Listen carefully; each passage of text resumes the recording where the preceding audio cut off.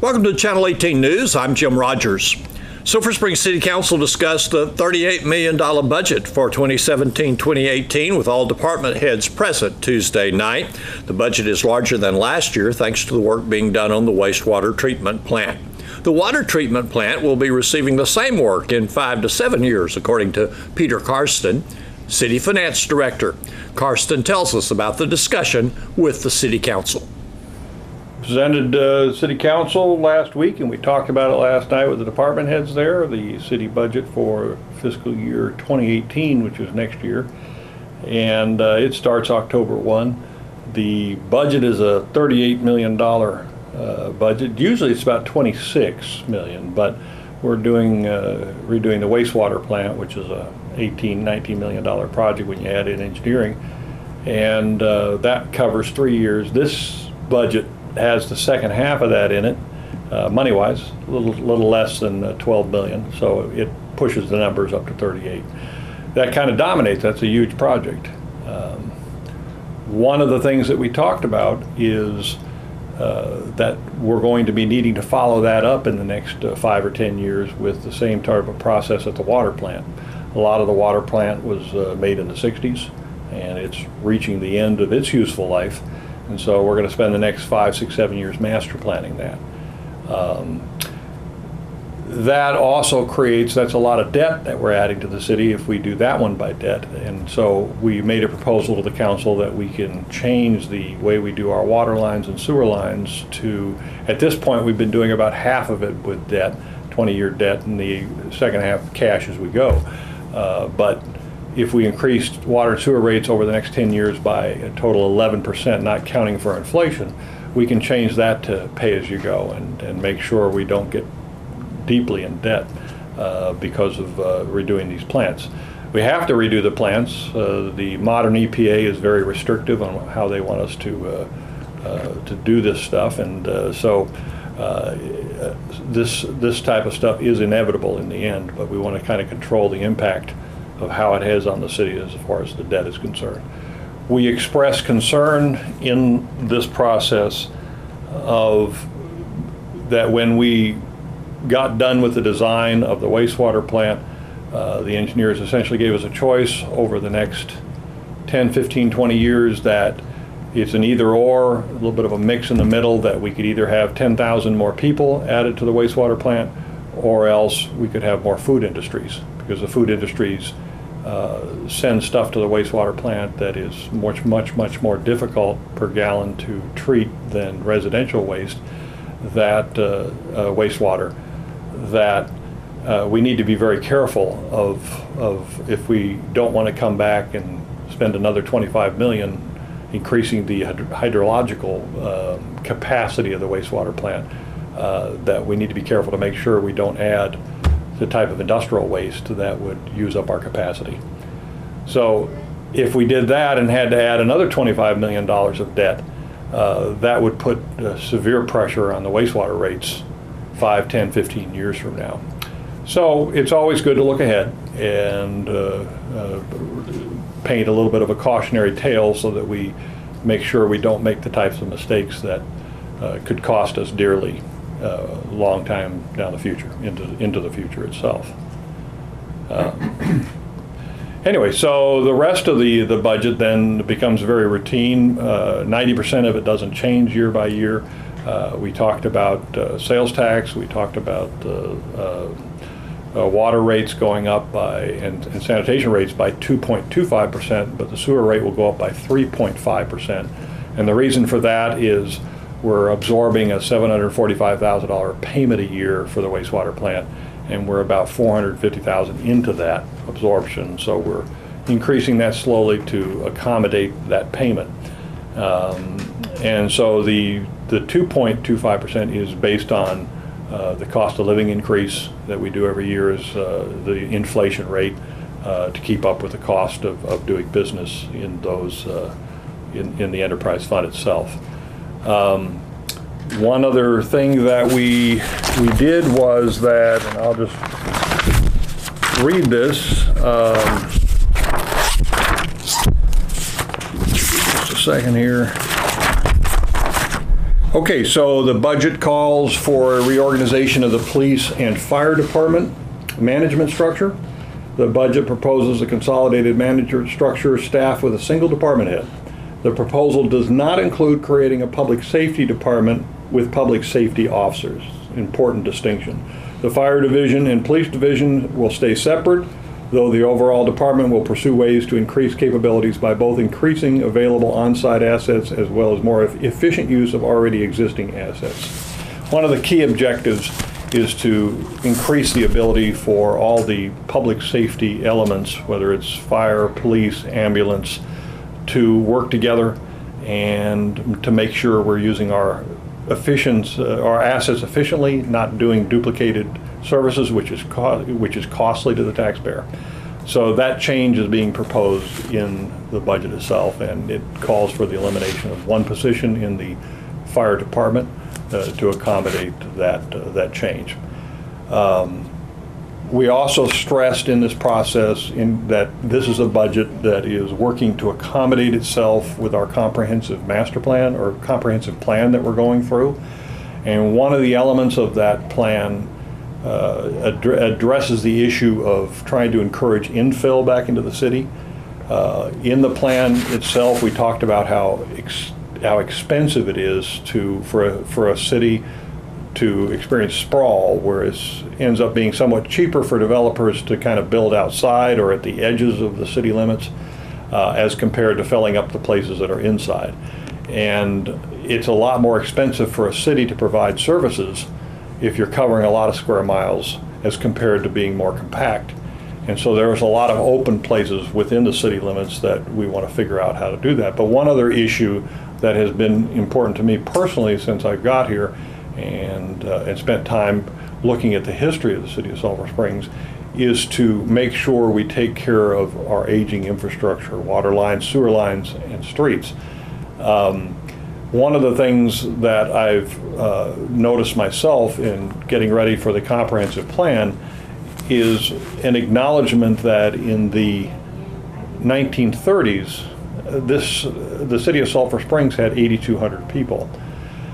That city still exists, and you can see that because a lot of those streets, and if you could see the water lines and sewer lines, you would see them, have not really ever been replaced or fixed, and they're reaching a depleted state. When we started the CIP, we aged the system and noticed that 32%, 33%, somewhere in there, of the water lines and sewer lines had reached a point of depletion or being over 50 years old.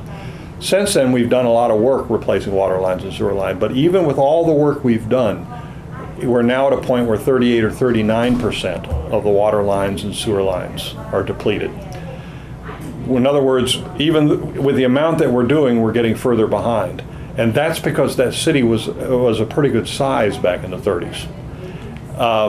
What that means going forward, and I told the council this, I told them in the spring, and we mentioned it last week. If the next 17 years we continue doing the same amount of work per year in terms of replacing water lines and sewer lines and streets, that in 17 years, 70% of the water lines and sewer lines will be depleted. In other words, we're just going to keep getting farther and farther behind. And we're creating this deficit that if we don't get to the business of repairing these and repairing the streets, the work order, the worksheet will become so large that no future council will be able to find the money to afford to do it.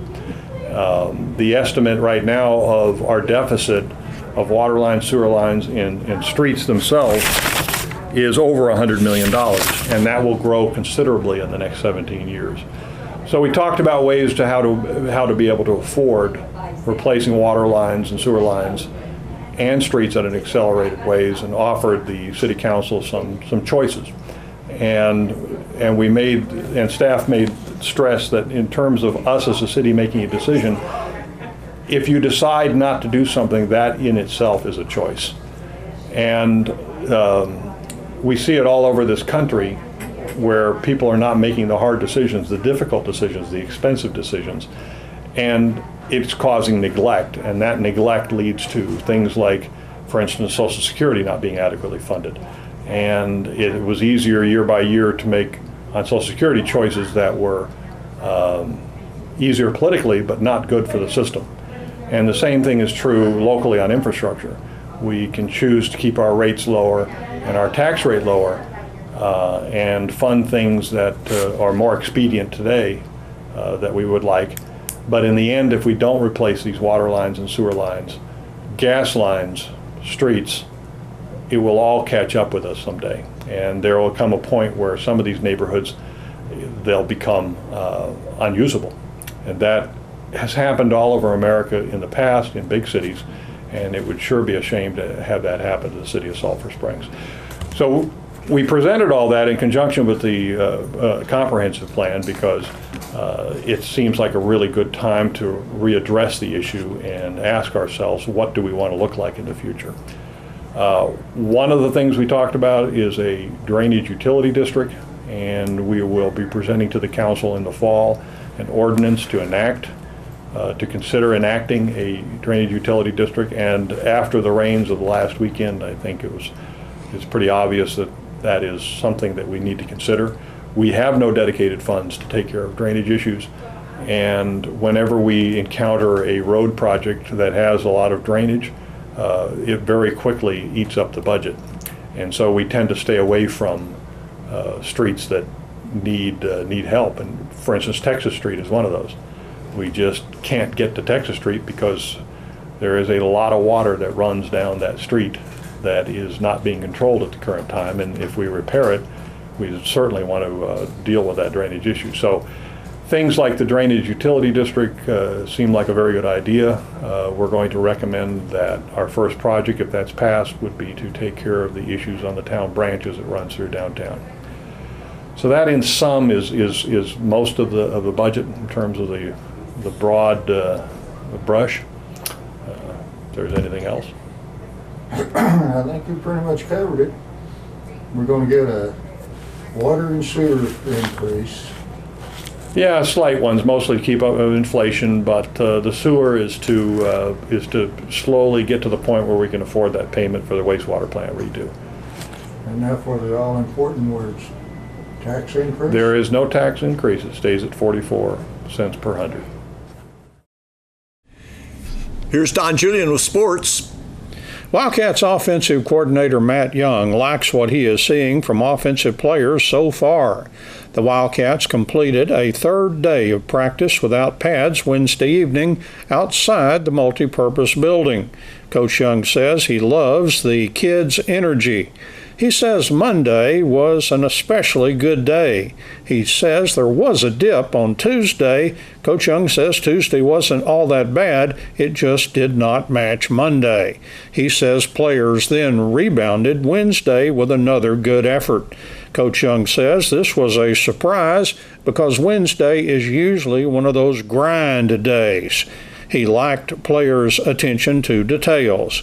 And Coach Young says retention from lessons learned during spring football is fabulous.